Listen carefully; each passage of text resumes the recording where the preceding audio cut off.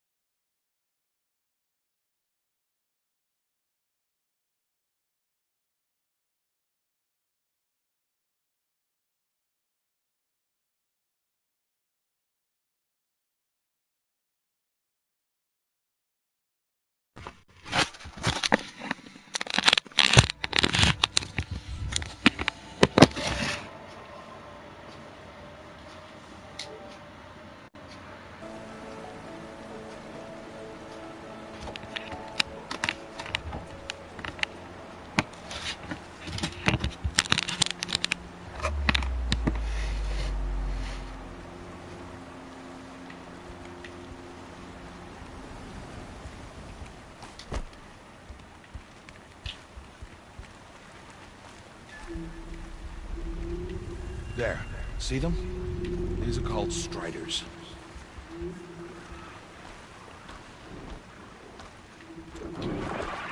Ha! Get! Why'd you chase them off? To show you how some machines startle easily if they detect you and run away. They're best approached by stealth. Don't worry. We'll catch up with them further down the valley. You'll see. Now, I want you to find some rocks that fit the cup of your hand. Why? Do as I say, Aloy, and gather the rocks. I will show you how to use them.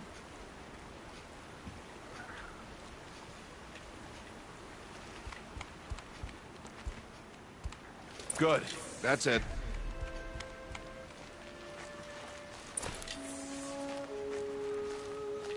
Those will do. Follow.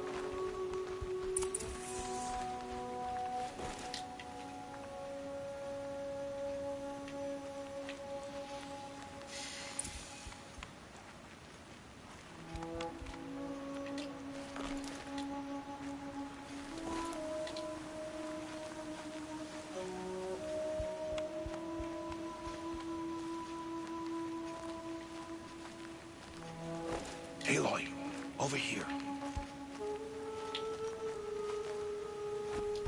Aloy, come now. Stop wasting time. There's the herd. All right, it's time to throw some rocks. But rocks can't hurt machines, right? No, but they can distract them. Draw them into traps. Like that watcher over there. It must be dealt with, or it will warn the herd and send them running before we get in range. Warn them? How? The machines speak to each other, Aloy. Unless they are first silenced. Now you stay here on the ridge. On my signal, throw rocks and draw the watcher over to me. Wait for my signal.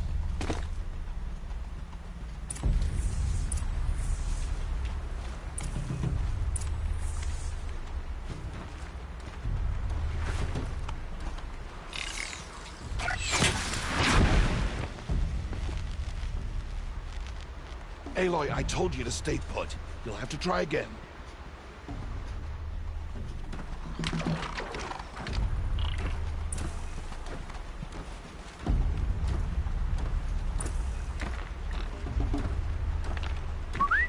Aloy, throw a rock near me. Aloy, throw a rock near me. Throw a rock to draw the watcher towards me.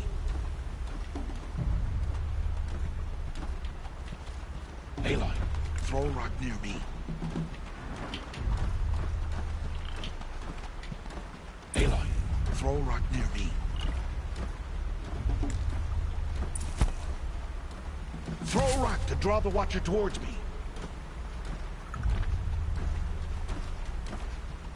Aloy, throw a rock near me. Throw a rock to draw the watcher towards me.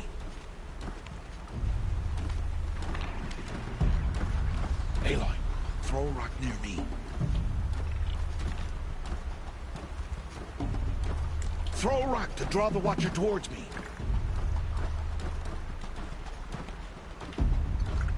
Throw a rock to draw the watcher towards me.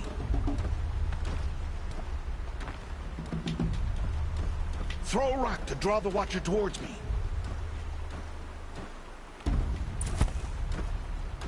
Aloy, throw a rock near me.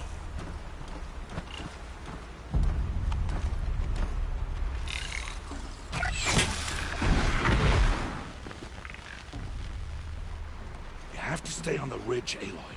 Try again.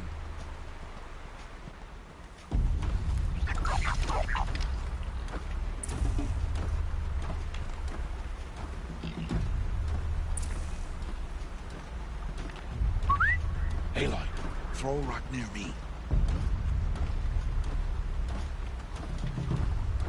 Throw a rock to draw the watcher towards me.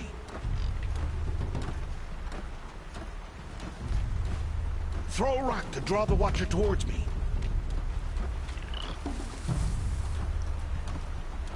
Aloy, throw a rock near me. Throw a rock to draw the watcher towards me.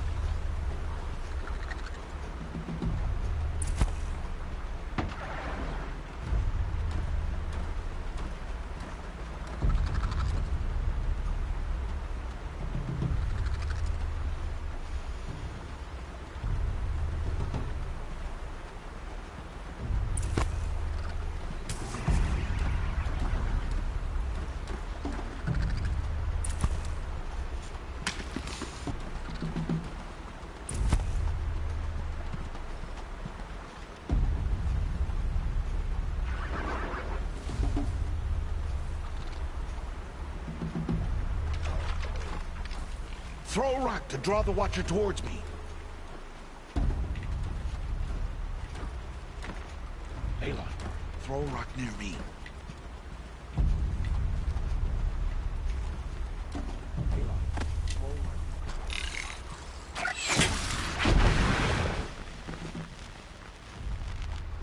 You have to stay up.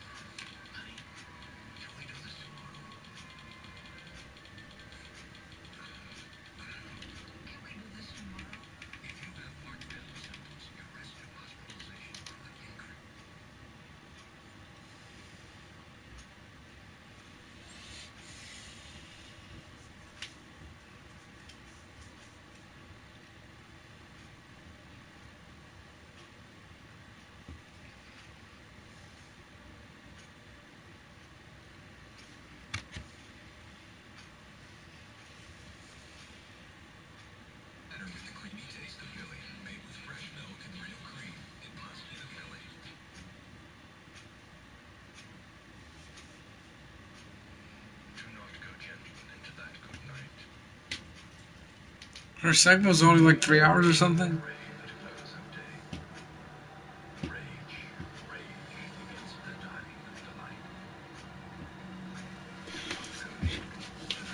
Sorry, I was playing text.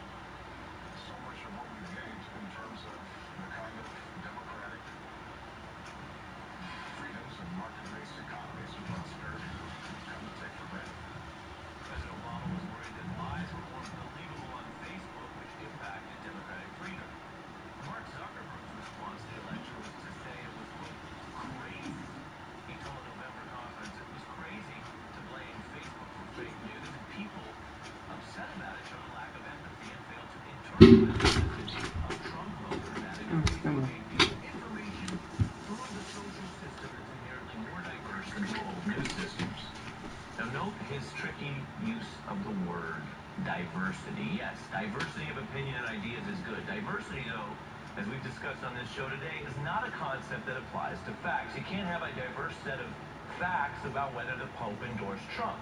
He didn't. And fake articles that claim the Pope did endorse Trump are not diverse. They're false. In business, they're called a fraud, Mr. Zuckerberg. But on Facebook, they're clicks. And so Zuckerberg has an incentive to keep that fake news flowing. And that was in November. But after pressure, Facebook recently changed its tune, announcing it will add fact checks to debunk hoaxes spreading on the site and won't let those types of hoax peddlers buy ads. So maybe Facebook will change under pressure for the current controversy, how it let Russian operatives buy ads while posing as Americans. Congress is interested in that, and so far Facebook won't even tell us, its own users, whether they were targeted by Russians or whether it will release its internal review on Russian meddling via Facebook. So the social network facilitating these foreign frauds and profiting off them doesn't think it owes Americans any information about that. Mark Zuckerberg risks sounding like a combination of Equifax and Alex Jones here, a corporation that doesn't care about its customers or the truth. We know the Russian effort online was basically a type of political catfishing, creating a fake online profile to trick another person. MTV's Catfish documents how people do that to basically trick folks into a hoax relationship, which is painful. And political catfishing may not be as tailored, but it also exploits this vague personal format of social media, this thin line between verified and fake. And the Russians are still doing it. Let's show you the top hashtags that Russia-linked accounts and bots are pushing right now. This is today, from Syria to MAGA to the Emmys, according to a Russian tracker from the Alliance for Securing Democracy. We need to know a lot more about this. Facebook and other social media companies have multiple obligations, not only to the special counsel and to the Congress, who may legally compel them, but to the public at large, who put so much of our lives and privacy and time into these sites. You know, during the Cold War, Reagan ran that famous ad positing Russia as a dangerous bear on the horizon, which some people refused to see. Others don't see it at all. Isn't it smart to be as strong as the bear? If there is a bear. If there is a bear. Every day we're learning more about Russian meddling, and we know there is a bear, even if some refuse to see it. It's past time for Facebook to decide which side it's on. Patrick woke up with a sore back, but he's got work to do. So he took a leave this morning. If he'd taken Tylenol, he'd be stopping for more pills right now. Only a leave has the strength to stop tough pain for up to 12 hours with just one pill. Tylenol can't do that. Aleve. All day strong, all day long. Also try Aleve Direct Therapy with TENS technology for lower back pain relief. Tennis training is evolved in really weird ways. Just ask the Bryan brothers. The Izod Performance Stretch Chino with SportFlex expandable waistband. When you're close to the people you love, does psoriasis ever get in the way of a touching moment? If you have moderate to severe psoriasis, you can embrace the chance of completely clear skin with Taltz. Taltz is proven to give you a chance at completely clear skin. With Taltz, up to 90% of patients had a significant improvement of their psoriasis plaques. In fact, 4 out of 10 even achieved completely clear skin. Do not use if you are allergic to Taltz. Before starting, you should be checked for tuberculosis. Taltz may increase your risk of infections and lower your ability to fight them. Tell your doctor if you are being treated for an infection or have symptoms, or if you have received a vaccine or plan to. Inflammatory bowel disease can happen with Taltz, including worsening of symptoms. Serious allergic reactions can occur. Now's your chance at completely clear skin. Just ask your doctor about Taltz. You might take something for your heart, your joints, or your digestion. So why wouldn't you take something for the most important part of you, your brain? With an ingredient originally found in jellyfish, Prevagen is now the #1 selling brain health supplement in drugstores nationwide. Prevagen, the name to remember? Don't let dust and allergens get between you and life's beautiful moments. Flonase outperforms the #1 non-drowsy allergy pill. It helps block 6 key inflammatory substances that cause symptoms. Pills block 1, and 6 is greater than 1. Flonase changes everything. May God bless and keep you always. May your wishes all come true. May you always do for others. Let others do for you. May you build a ladder to the stars. Long live tradition. And long live the trucks capable of carrying them on. Ram, proven to last. Now with 1,000 Power Days bonus cash, get an average $11,971 in total values on Ram 1500 Bighorn Crew Cab. History's made right here in the studio. There are no news coverage like this. For people who don't like you, and there are many. We're not proud of this. The historical implications of Donnie Deutsch's tie. I think it's the best political affairs show on television. You guys got the morning thing down. Like a piñata party first thing in the morning. It's been 10 years of Morning Joe. Celebrate every one of them with a live audience from Fame Studio 8H. Tomorrow, 6 to 9 on MSNBC.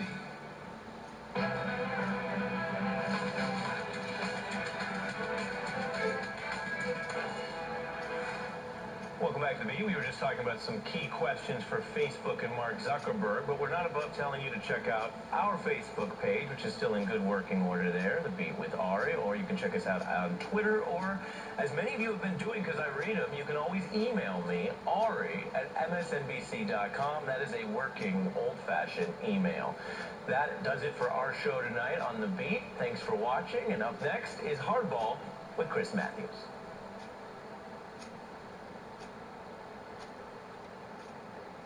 Caught on camera. It's for Hardball.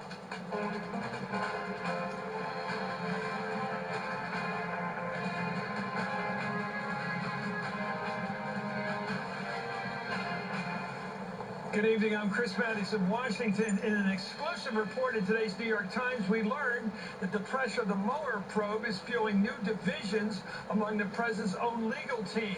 Two of the president's lawyers, Ty Cobb and John Dowd, were recently overheard discussing an ongoing debate between Trump lawyers inside the West Wing. A debate over how many documents they should actually provide to special counsel Mueller. Anyway, the scoop comes from New York Times reporter Ken Vogel, who actually captured this photograph of the lawyers at lunch last week. It shows Ty Cobb and John Dowd casually and loudly discussing details of the Russian investigation at BLT's stake here in Washington while he sat at the next table. That's Ken Vogel was watching them and listening to them. Anyway, that Washington, D.C. restaurant, by the way, you can see here is a block from the White House. You see it on the map there. It's right next door also to the New York Times Washington Bureau. An inconvenient location for a secret conversation, I must say. Anyway, as Vogel describes it, the debate over legal strategy has pitted Cobb against White House counsel Don McGahn. According to the report in the Times today, Cobb appears more willing to cooperate with Mueller's investigators. Quote, Cobb has argued for turning over as many of the emails and documents requested by the special counsel as possible in hopes of quickly ending the investigation.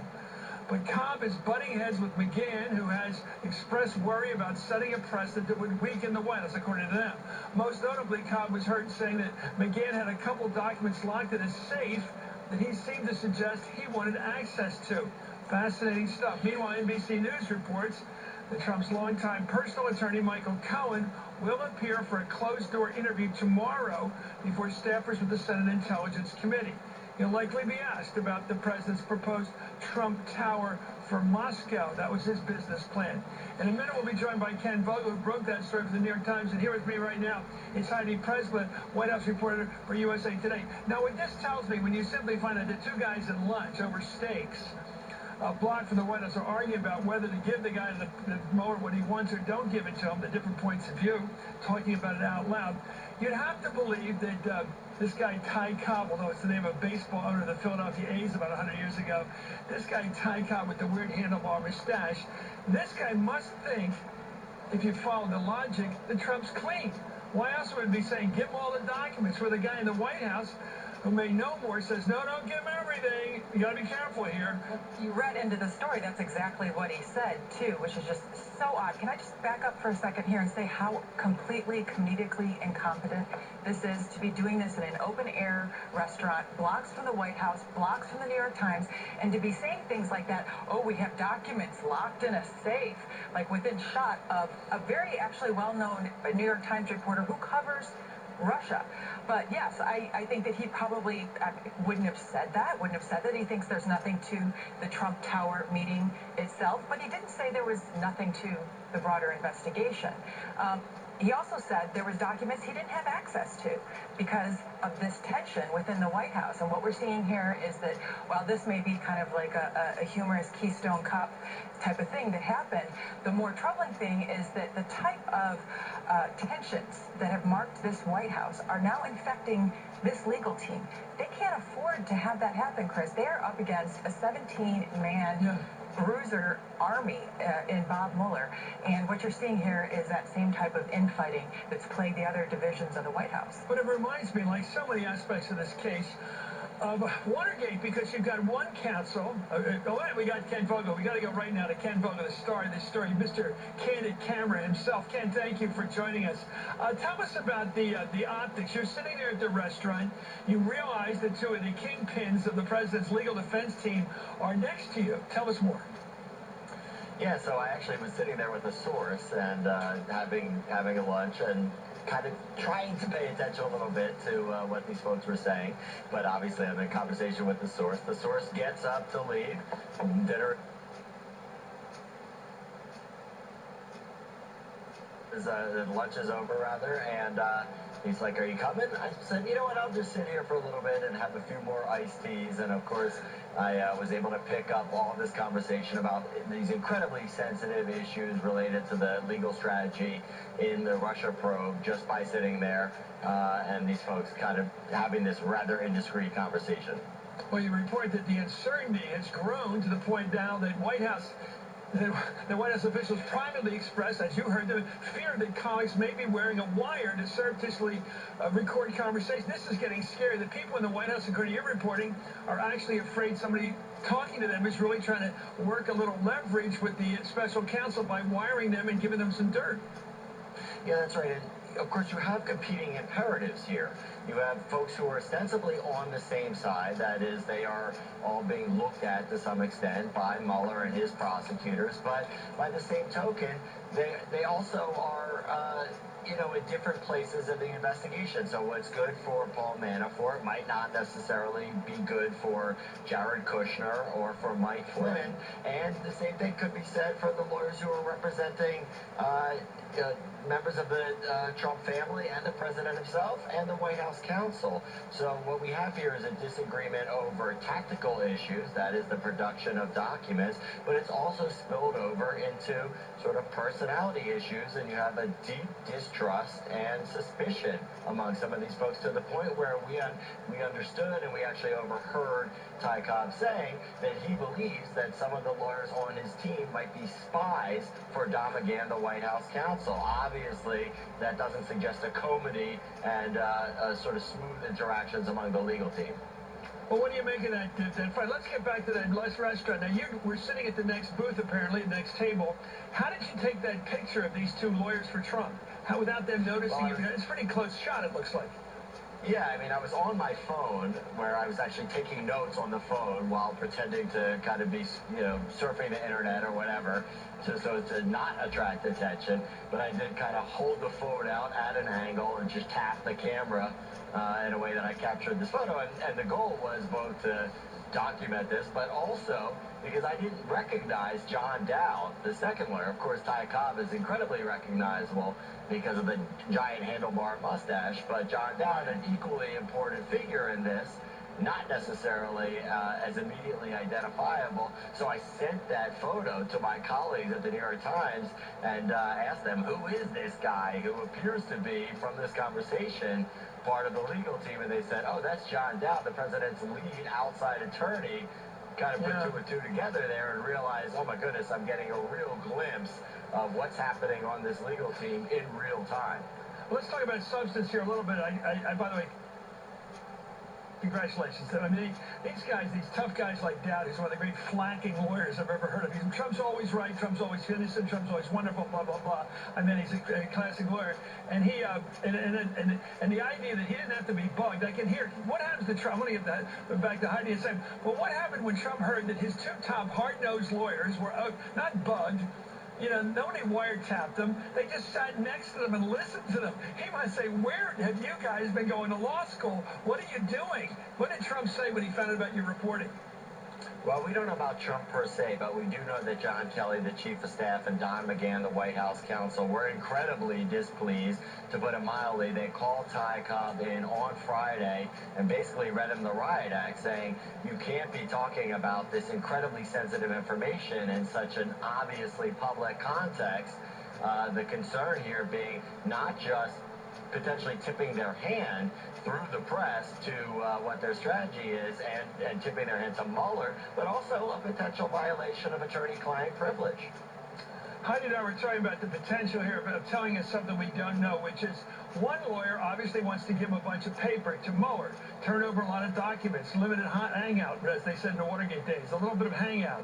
The other guy says Stonewall, which suggests to me, as we were talking with Heidi, that one guy, one lawyer in this case, thinks there's nothing to hide of any danger to the president. The other one says there is something here we don't want the public to know. We don't want the prosecutor to know. There's a difference of opinion. Is it possible that Ty Cobb doesn't know the trouble Trump may be in? That's certainly possible. I mean, he was referring to information that he didn't even have, documents that he didn't have that he suggested that he wanted to produce to Mueller. He referred specifically to 2 documents that were in a safe. Now, we don't know what those documents say, where they originated, but certainly the context of the conversation would suggest that Cobb wanted to produce these documents and that McGahn did not. Now, McGahn's allies, the folks who we've talked to, say that McGahn feels that his sort of role in this is not just to help shift the investigation away from Trump, but rather to represent the sort of institution of the presidency. And he is concerned that by producing documents without a thorough review of whether they might be potentially could have presidential privilege applied to them and be withheld as a result, or at least redacted as a result, that he could be encumbering not just the Trump administration in the future and its ability to assert privilege in either this investigation or subsequent investigations, but even could be hamstringing future presidents. This is the first time I'm a little bit incredulous. Okay, I'm a little bit incredulous. I've never heard anybody in the Trump administration worry about the institution. Never worried about future presidents. I don't believe that. You believe that? Well, Don McGahn is worried about the future of the American presidency and he's working for Trump? Can we just point out here that... I mean, that's hard to believe. Don McGahn, there's another factor here at play, and that is that Don McGahn is the lawyer who's been with Trump throughout this entire episode. Don McGahn is the person, for instance, who Sally Yates, the former acting AG, went to and warned the administration about Michael Flynn. Said Michael Flynn was misleading people. He was lying to the vice president. Don McGahn was also potentially privy to a number of incidents, including the drafting of that Comey firing letter, including the explanation of Don Jr.'s Trump Tower meeting. And so there's another factor at play here, which is that Don McGahn himself could very well become a witness in this investigation. By the way, Ken, I got to give you credit for a news story you contributed to. It's breaking right now in the New York Times that Mueller's prosecutors told Mr. Manafort, Paul Manafort, they plan to indict him. According to 2 people closely, but are we that close to action here? An indictment of Paul Manafort, the first victim of this scandal. Well, I would certainly not be surprised if Paul Manafort got indicted. I don't know about the time frame, but you see a number of people who are closer to Manafort who have been called before the grand jury and testified, including his spokesman, Jason Maloney. But there are other folks who we understand who are in that inner circle with Manafort who did that work that is being scrutinized for the Ukrainian Party of Regents, the pro-Russian political party in Ukraine, who have not yet been reached out to. We're talking about folks like Rick Gates and Manafort's number 2 in Ukraine. So until they get called before the grand jury, or at least subpoenaed, I would be surprised if we saw an indictment. Well, what about Manafort in your report? Yeah, I mean, Manafort is in the crosshairs. There's absolutely no doubt. And I think that even more so that these prosecutors will face pressure to indict someone. And if they can't get the sort of big prize of this, that is the collusion with the Russians, between the Russians and the Trump campaign, someone like Paul Manafort or Mike Flynn is likely to take the fall.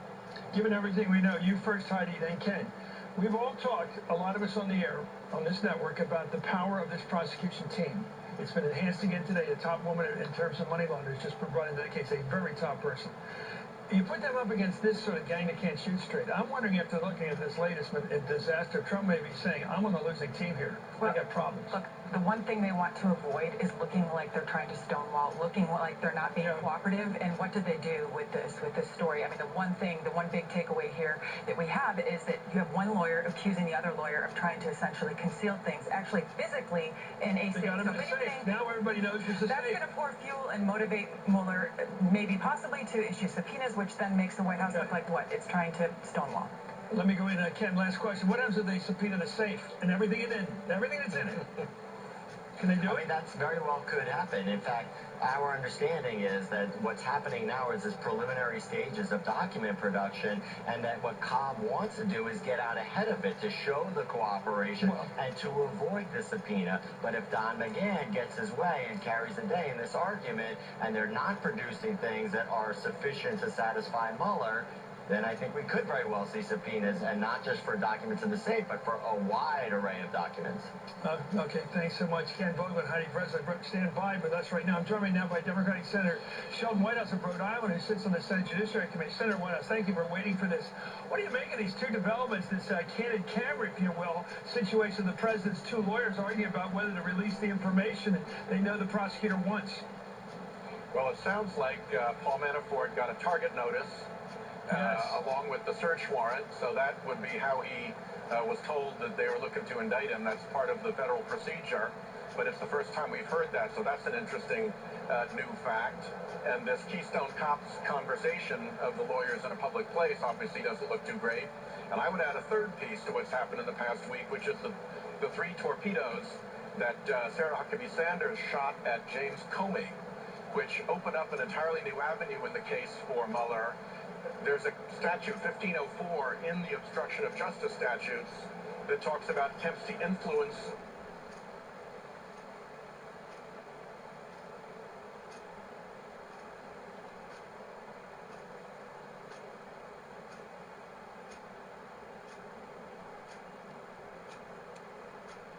grand jurors.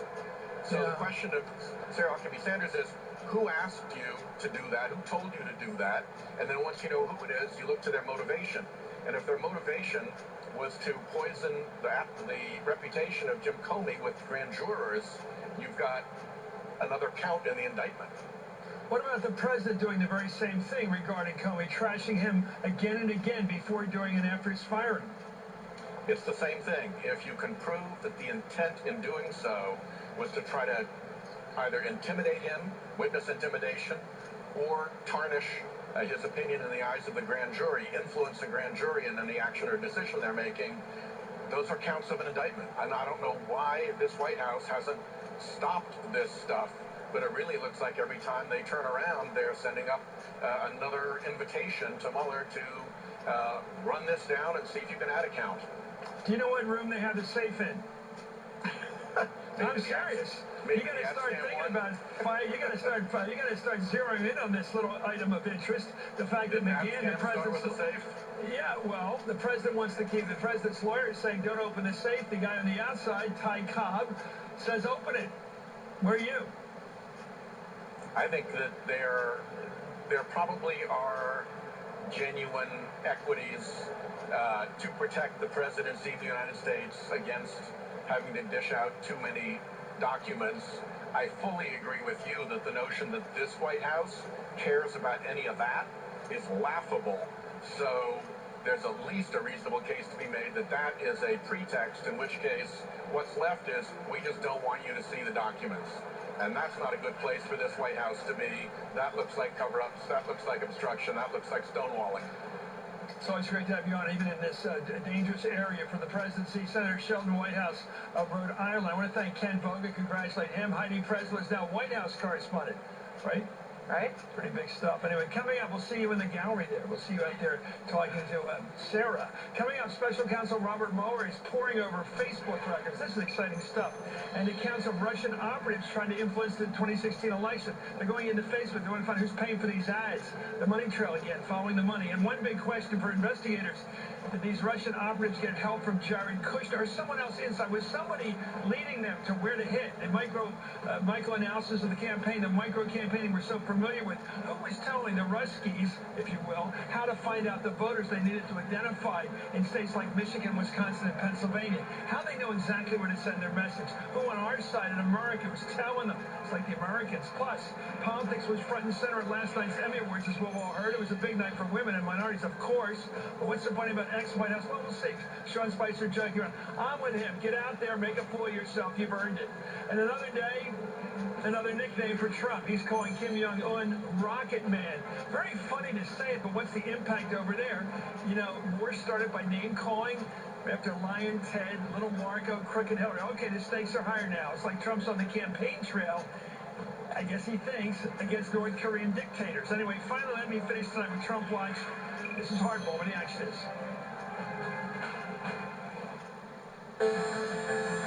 Just like the people who own them, every business is different. But every one of those businesses will need legal help as they age and grow.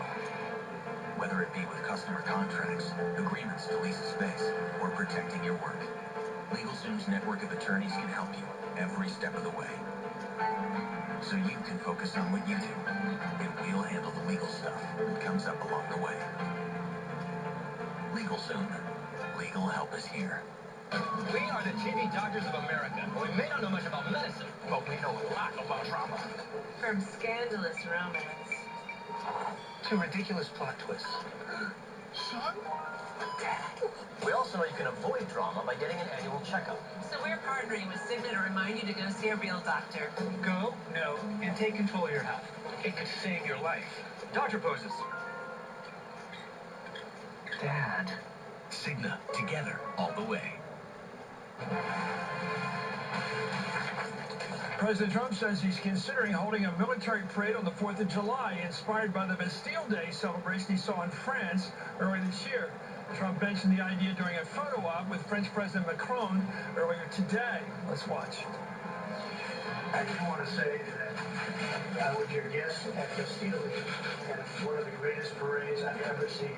It was a tremendous thing, and to a large extent, because of what I witnessed, we may do something like that on July 4th in Washington, down Pennsylvania.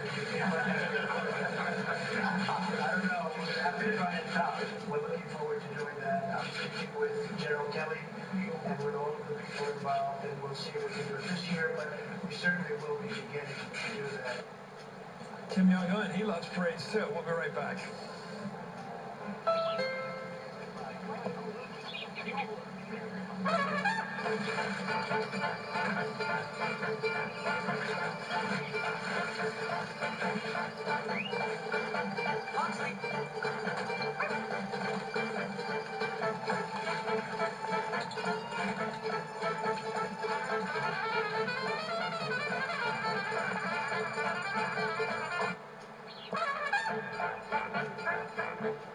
Traffic is backed up with an accident on the freeway that has been cleared yet.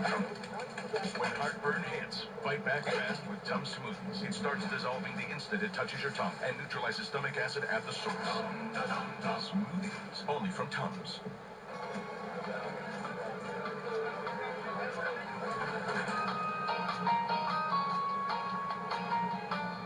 Sometimes no explanation's necessary. Untuck it. Shirts designed to be worn untucked. The local wine shop, a place where people go to get confused, frustrated, and end up picking pretty labels instead of great wine.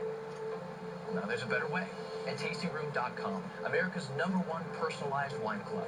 Every bottle is selected based on your personal wine profile, and fewer than 1 in 50 wines makes it through our rigorous selection process. We're so sure that you'll love our wines that every bottle is backed by our total satisfaction guarantee. The Huffington Post calls Tasting Room the first wine club to get it right.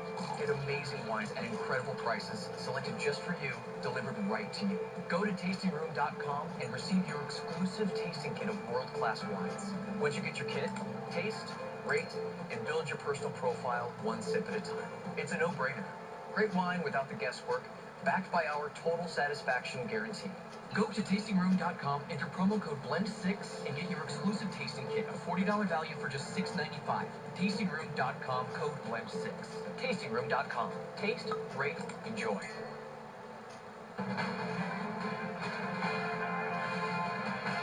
We are requesting a lot more information from Facebook, and we have received some information, but there are a lot of unanswered questions. Welcome back to Harwell. That was House Intelligence Committee Ranking Member Adam Schiff of California on the extent of Russia's influence campaign on Facebook during the 2016 election. We now know that a Russian company with Kremlin links bought $100,000 worth of ads on the site Facebook. The Wall Street Journal reported last week that the social media giant gave special counsel Mueller information, including, quote, copies of the ads and details about the accounts that bought them, and the targeting criteria they used. Efforts to map the Russian propaganda effort in 2016 could lead investigators in one direction. Vanity Fair reports that probers are intrigued by the role of Jared Kushner, the now president's son-in-law, who eagerly took credit for crafting the Trump campaign's online efforts. The article cites a November 2016 interview with Forbes magazine in which Kushner said, I called somebody who works for one of the technology companies that I work with, and I had them give me a tutorial on how to use Facebook micro-targeting. Kushner has denied any collusion with Russia, and no evidence has yet emerged linking him to any Russian operation. I'm joined by Chris Smith, who wrote the Vanity Fair report, and Clint Watts, former FBI special agent and an MSNBC national security analyst. Clint, I want to ask you about this new report from the New York Times just breaking right now, that agents who did the search of Manafort's home, I guess it was his house, told him in passing he was going to be indicted. Yeah, it sounds like this is the weakest link in the investigation from the Trump team, and they use this as an opportunity to sort of push Manafort in one direction or another. I think they're probably looking for a way into the investigation to get some of that inside information. The other thing we got to remember is the Manafort investigation seems to be the most advanced component of the whole Trump team. Everything that we've heard in the past, even back to last winter in 2016, we found that Manafort kept coming up in these stories and that he was being looked into both for his financial connections back to the Ukraine and for his dealings during the campaign. So I'm not surprised that they pushed on him first. I'm really curious as to what his reaction was when that was brought up to him. Well, when you're told you're going to be indicted, I think that sort of lights you up a bit, don't you? Yeah. Let's go to Chris Smith on this other breaking story, which is Facebook. What do we know? I mean, it seems to me that first when we started hearing about Facebook and other Russian operations to tilt the election last year, we began to want to know who are their insiders. As we always wonder, who helps them target? Who's their spotters, if you will, in the world? Like who's on the hillside telling us where to bombard on the Japanese-held island? I think my father-in-law had that job for a while. And how do you do? And who's telling us? And it doesn't have to be Trump people. It could be. I've noticed one thing: there are people in America who are willing to work for the Russians. I mean, exactly. For money, and Manafort among them, not for ideological partisan reasons. They're just ready with their hands out. These guys have money, and they take it. So what do we know about who would have been their spotters in terms of this, just the Facebook operation to target voters? Exactly. We've known for months, reporters, investigators, that Facebook, Google, Twitter were pipelines for fake news, for anti-Clinton propaganda. What these latest developments, Mueller subpoenaing Facebook, allows him to dig deeper into those channels, who paid for it, how sophisticated the targeting was. It should put to rest certainly Trump's notion that it was a 400-pound teenager in his bedroom somewhere. Yeah. And the history of these campaigns, you talk to investigators, you talk to people who've worked in Eastern Europe, yes, the Kremlin and their intermediaries pay for it, give the general directions, but in Moldova, in Montenegro, wherever they've tried to sway elections, they have local proxies. They have people literally translating it into the vernacular and, targeting it in ways that they think are going to be effective. As you said, there is no direct connection between Kushner and the Russian propaganda election meddling operation. But there's a real confluence of interests and of technology. Is it possible the Russians learned how to target African American women in Michigan by watching lots and lots of MSNBC? Sure, that's possible. But when you have the Trump campaign, proudly taking credit for slicing and dicing these swing voters, Cambridge Analytica, the big data firm that they brought on board, claims to be able to develop psychographic profiles of voters. A lot of these people were playing in the same space. The Russians certainly are opportunists, and in the chaos of the Trump campaign, could the Trump folks have, brought them in or helped them unwittingly? Sure, that's possible too. Let me go to Clint for a general analysis. Clint, we got to trust you on a lot of this stuff. It's because we don't know it, but I watch the Americans. I'm trying to catch up. I'm about 3 years behind. I'm almost caught up to fourth year now. But it does, and I talked to a guy who's a friend of mine, says that top intelligence people believe that's a pretty accurate portrayal of how the Russians in the old Cold War days were able to recruit. And also, I'm wondering how someday somebody's going to write how brilliant the Trump campaign was able to find just enough votes in those 4 or 5 states, industrial states, and just the right attitudes that they could tweak, the buttons they could push to influence people to say, forget everything else you care about Trump, the bad language, the bad attitude towards women, the lack of any preparation for the job, the stupidity of many things he says. The only thing that matters in this race is to send a message to the establishment. Somebody was able to do that. Maybe it was Trump.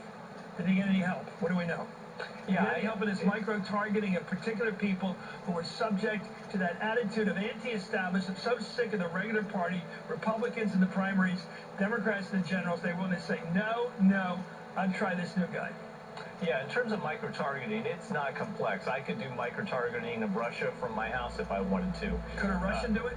Yeah, absolutely. And I can tell you this, the Russians were in the U.S. Audience space going well back into 2015, and they were focused on social issues, anti-government, race issues.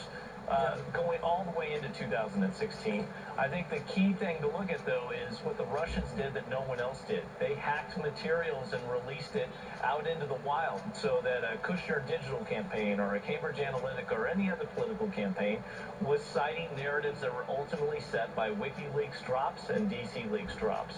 If anyone cited Bernie Sanders got a raw deal, that was a narrative powered by the DNC leaks, which was conducted through Russian hacking. So the nuclear fuel behind all of this influence in social media ultimately comes back to the Russian hand of hacking. In terms of the micro-targeting and a lot of these companies that think they can do all the psychographic stuff, I equate it to digital snake oil. I've seen these companies before and worked with them in counterterrorism space, trying to undermine and do countering violent extremism, and they can never really deliver on those things. Well, how if a pollster ever gets one of these elections right, he can live out for it, dine out on it for the next 3 years, and then he's tested again, he blows it, and he's no longer anybody's expert. But you're right. Trump looks like the genius in this campaign. We figure he got some help. And, of course, we'll see if that's true next time when he runs again. If he runs for re-election, we'll see if he's still got the hot hand. And if he still has the Russian help, perhaps. Anyway, thank you, Chris Smith. Thank you, Clint Watts, as always. Up next, President Trump may have been 3,000 miles away, but he took center stage at last night's Emmy Awards as sort of the target zone. It was a politically charged evening, as everybody knows by now, and one that celebrated positively women and diversity. This is Hardball with the action is. This is not a cloud. This is a tomato tracked from farm to table on a blockchain, helping keep shoppers safe. This is a financial transaction secure from hacks and threats others can't see. This is a skyscraper whose elevators use IoT data and AI to help thousands get to work safely and efficiently. This is not the cloud you know. This is the IBM cloud. The IBM cloud is the cloud for enterprise. Yours. This is Willie. He's on his way to work in Alaska. This is John. He's on his way to work in New Mexico. Willie and John both work for us, a business that employs over 90,000 people in the U.S. alone. We are the Coca-Cola Company, and we make much more than our name suggests. We're an organic tea company, a premium juice company. We've got drinks for long days, for birthdays, for turning over new leaves. And all of our products rely on the same thing we all do, clean water, which is why we have John leading our efforts to replenish every drop of water we use. We believe our business thrives when our communities thrive, which is just one of the reasons we help make college a reality for thousands of students. Today, companies need to do more, so John and Willie are trying to do just that. Thank you for listening. We're listening too. When this bell rings, it starts a chain reaction that's heard throughout the connected business world. AT&T Network Security helps protect business from the largest financial markets to the smallest transactions by sensing cyber attacks in near real time and automatically deploying countermeasures, keeping the world of business connected and protected. That's the power of "and". I no longer live with the uncertainties of Hep C, wondering, what if? I let go of all those feelings because I am cured with Harvoni. Harvoni is a revolutionary treatment for the most common type of chronic hepatitis C. It's been prescribed to more than 250,000 people and is proven to cure up to 99% of patients who've had no prior treatment with 12 weeks. Certain patients can be cured with just 8 weeks of Harvoni. Before starting Harvoni, your doctor will test to see if you've ever had hepatitis B, which may flare up and cause serious liver problems during and after Harvoni treatment. Tell your doctor if you've ever had hepatitis B, a liver transplant, other liver or kidney problems, HIV, or any other medical conditions, and about all the medicines you take, including herbal supplements. Taking amiodarone with Harvoni can cause a serious slowing of your heart rate. Common side effects of Harvoni include tiredness, headache, and weakness. Ready to let go of Hep C? Ask your Hep C specialist about Harvoni. Not one thing ever does it. It's a series of consistent things. It's time for change.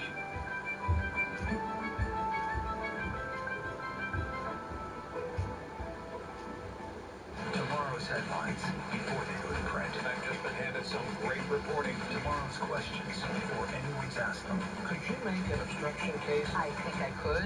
The 11th Hour with Brian Williams. Weeknights at 11 on MSNBC.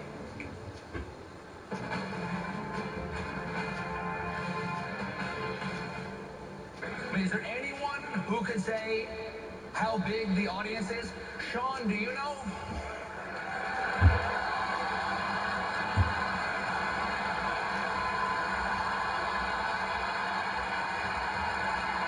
This will be the largest audience to witness an Emmys, period. Both in person and around the world. Wow, that really soothes my fragile ego. I can understand why you'd want one of these guys around. Welcome back to Harvard. Sean Spicer's surprise cameo, which is the beginning of a politics-fueled Emmy night. Let's watch it. I have to thank Winston Churchill. In these crazy times, his life, even as an old man, reminds us what courage and leadership in government really looks like. In 2017, we still refuse to be controlled by a sexist, elitist, lying, hypocritical bigot. Unlike the presidency, Emmys go to the winner of the popular vote. At long last, Mr. President, here is your Emmy. Well, it was also a big night for women and minorities, seriously, with timely topics ranging from domestic abuse. Boy, did they handle that issue in Big Little Lies, a great limited series. The dystopian society, of course, in the great novel, The Handmaid's Tale, to a black woman's coming out story in Master of None. Let's watch a bit. It's been an incredible year for women in television. Can I just say, bring women to the front of their own stories and make them the hero of their own stories. We shone a light on domestic abuse. It is a complicated, insidious disease. It exists far more than we allow ourselves to know. Margaret Hepwood, oh my gosh, thank you for what you did in 1985, and thank you for what you continue to do for all of us. Last but certainly not least, my LGBTQIA family. I see each and every one of you. I'm joined now by the editor of Variety, senior at the Variety newspaper, Ted Johnson. Ted, I thought it was something else. I thought, you know, that Handmaid's Tale, which was sort of an avant-garde novel years ago, now is mainstream. It was for drama, A Big Little Life, which was glamorous in many ways, but it really talked about spousal violence with the bad guy.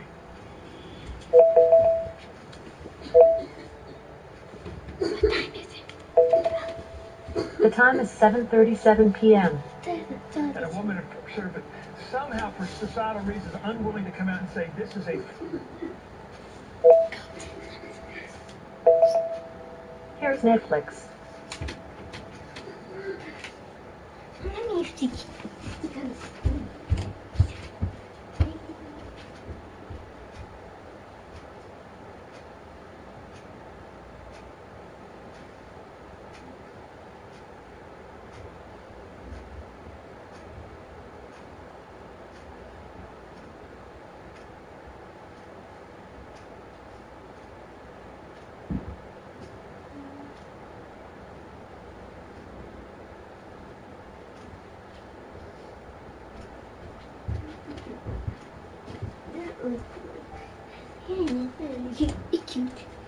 Cute.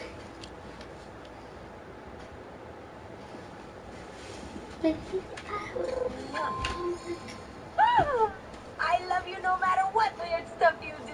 Okay.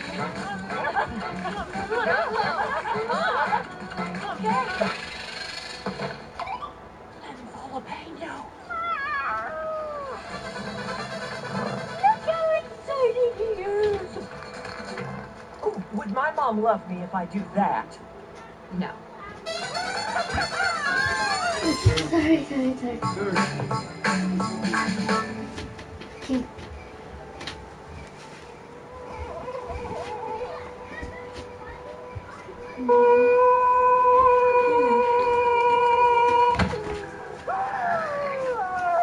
Oh, what are you doing? Position of sitting up. What now? The White Death is outside, and there is no escaping. There is only giving up.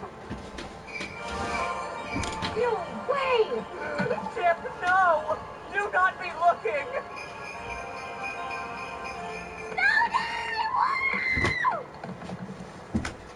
I see you are as terrified of the White Death as I am! And now you are putting on your protective gears, but it will not be saving you.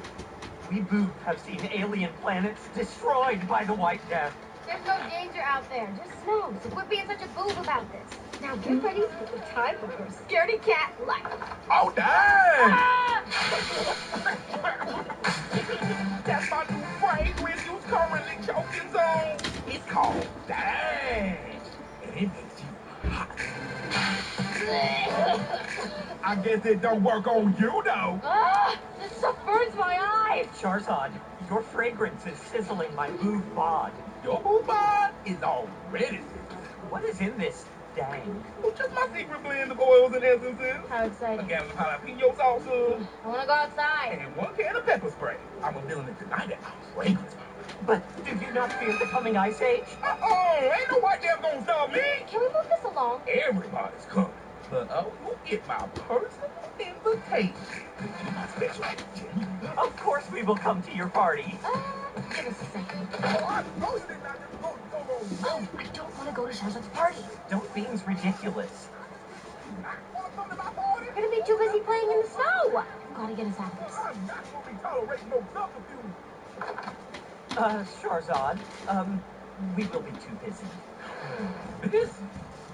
Oh, you know I don't want to be hearing no rejection. You don't want to see Charizard cry. See you at the party tonight. Hey! I disappeared. She can't ruin a snow day, right now? Come on, let's go, snow boy. Tim, come in from the outside. Tim! Come on, oh. Charizard's been out here and she's fine. That is true, but... Oh, you beat the gore. You can do this. stray food? That would be me. That's right. Come on. No playing in the snow. There's nothing to worry about. Unless you slip, don't do that. Fluffy, yet also crunchy. Hey, this is being not so bad.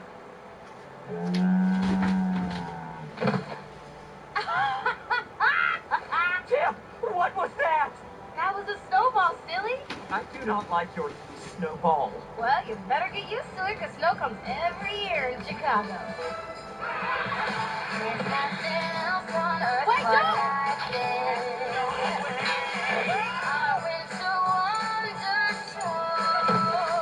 I'm not liking her.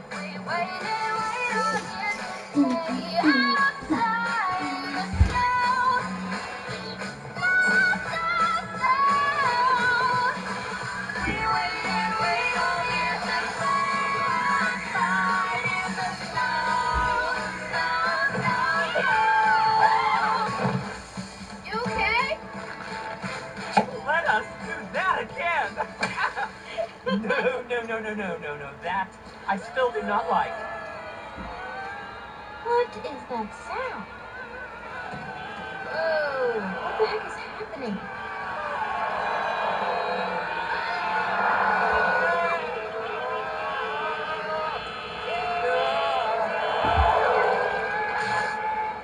Attention, all move. You are right to be panicking. The White Death is here, and all hope is lost. We are evacuating this planet. Just reach down with your right hand and activate your bubbles of cowardice. The bubbles of cowardice will fly you to movement for immediate boarding.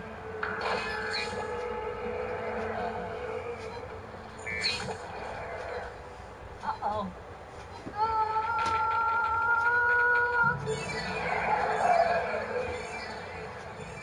Oh, the Boob are abandoning Earth. I have a feeling that we must show them the ways of Earth's snow. Come on, everybody, let's go. Move. Everybody, please stay calm as we frantically flee forever. Stop! Oh, perfect. You're just in time to escape this horrid, dying planet. Kyle, you guys totally need to stop moving out right now. Oh. Still leaving. No! Everybody, stop! Do not fear the snow. Are you crazy? We've seen this stuff destroy planets. I once felt the same way, but look at all the fun you're missing. Ow, my eye. Oh, that's horrible. That eye is most definitely useless now. Oh, wow. Behold, a snow recreation of a winged human. There is a human shaped like that? Aesthetically displeasing. Oh, where are you going? The Boob aren't going to listen to me. She is right. We find her voice very grating.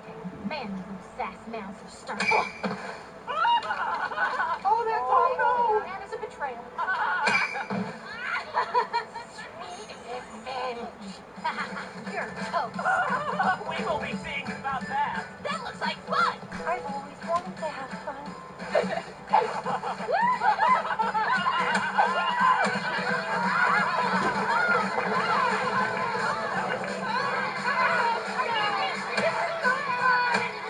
Bringing the pain. Okay, that is enough the pain. Yay! I love snow. I'm a little cold, but I like it. I think I feel my core temperature dropping. Come have a snowball fight. No, wait.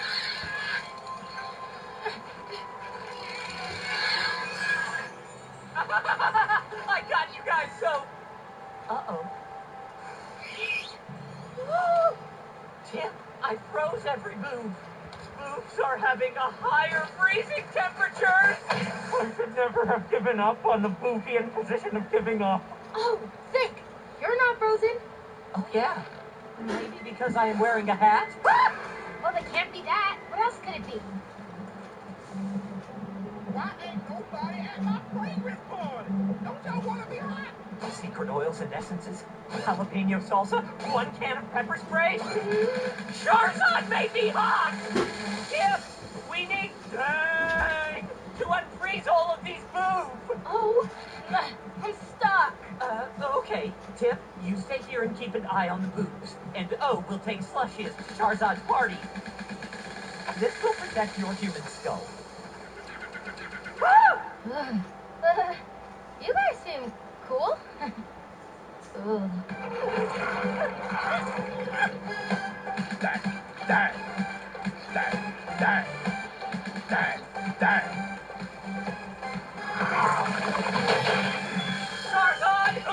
Charizard! Charizard! Oh, my boo boy, you came! Charizard, can I taste all of your fragrance to unfreeze the boob? What? My fragrance? You are asking to take all of my fragrance? To save a bunch of fools who didn't even come to my unveiling party in the first place? But Charizard, if we do not use your fragrance, the boob will freeze to death. No one will be around to attend তোমার the daddy party. যে noodles আনছে ওখান থেকে 3-4টা noodles নিয়ে আসো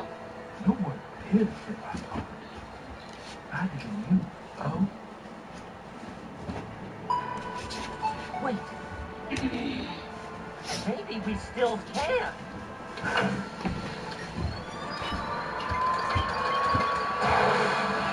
Oh, what are you doing?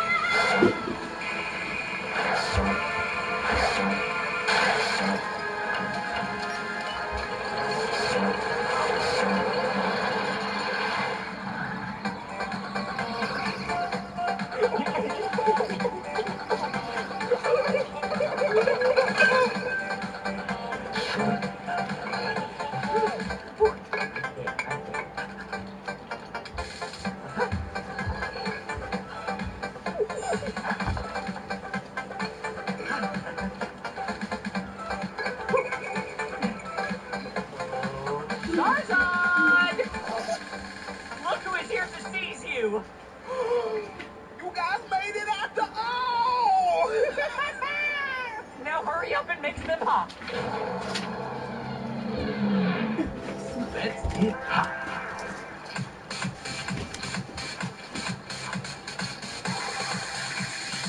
Embrace my